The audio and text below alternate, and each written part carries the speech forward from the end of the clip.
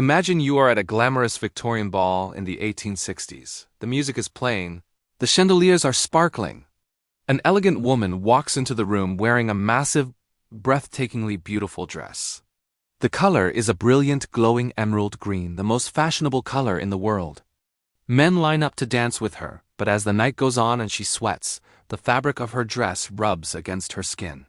Invisible, toxic dust flakes off the fabric, floating into the air and being inhaled by everyone around her. By the end of the week, this woman will be covered in terrible sores, vomiting, losing her hair, and she might even die. And she won't be the only one, because that beautiful emerald dress was dyed using enough arsenic to kill half the people in the ballroom.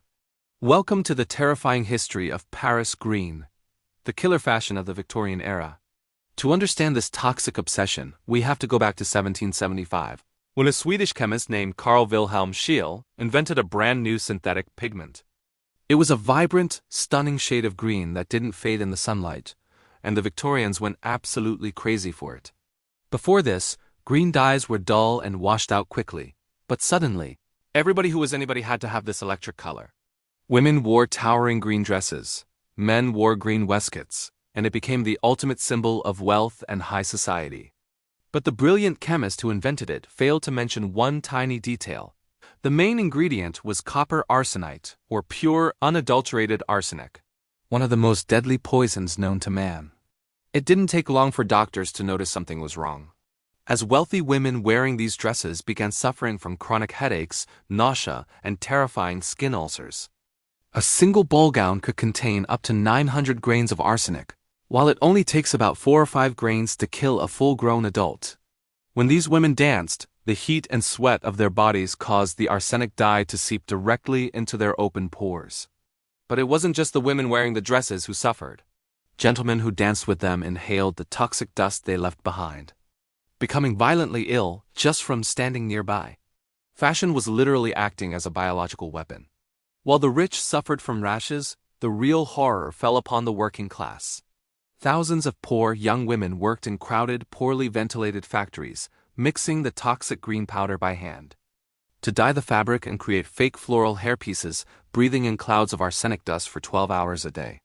The most famous tragedy was a 19-year-old girl named Matilda Scheurer, who worked in an artificial flower factory, and died a horrific, agonizing death in 1861. Reports stated that her fingernails and the whites of her eyes had turned completely green. She was literally sweating green poison as her organs shut down. Her death caused a massive public outcry, and the press finally started calling the pigment what it really was, the color of death. But if you think throwing away the dresses saved the Victorians, you'd be wrong. Because Paris green was so cheap to make, it was put into everything. Painted onto children's toys, used to dye the icing on cakes, and worst of all, it became the most popular color for wallpaper. In damp Victorian homes, mold would grow behind the green wallpaper, creating a chemical reaction that released toxic arsenic gas directly into the bedrooms, killing thousands of people, especially young children, in their sleep. Eventually, as the body count rose and public anger grew, the use of arsenic in everyday items was slowly phased out. Looking back, it's easy to call the Victorians foolish for wrapping their bodies and homes in deadly poison just to look fashionable. But before we judge them, we should look in the mirror. Today, we inject toxins into our faces to stop wrinkles, wear fast fashion clothing dyed with harmful chemicals, and consume microplastics in the name of convenience. The Victorians had their toxic green dresses.